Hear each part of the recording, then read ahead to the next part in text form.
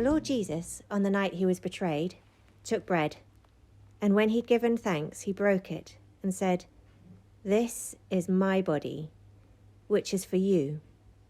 Do this in remembrance of me." In the same way, after supper, he took the cup, saying, "This cup is the new covenant in my blood. Do this, whenever you drink it, in remembrance of me. For whenever you eat this bread and drink this cup, you proclaim the Lord's death until he comes." It's the Thursday before Good Friday. Jesus' Last Supper was the Jewish Passover feast, and in recent years, celebrating the Passover feast has become a tradition for our house group. We love it.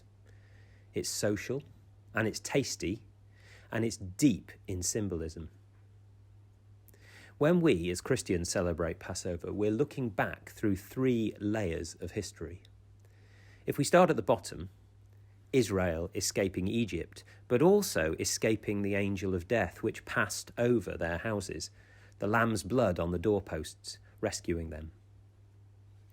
Fast forward 1400 years to the next layer, Jesus' lifetime. Every Jew in Israel drawn towards Jerusalem to celebrate the great and the glorious ritual in the temple. The lamb for sacrifice, chosen by the priests, paraded through the streets so all could see its perfection, and then slaughtered for the people's sins. And then forward again to Jesus in the upper room. He'd been paraded through the streets. We've all seen his perfection.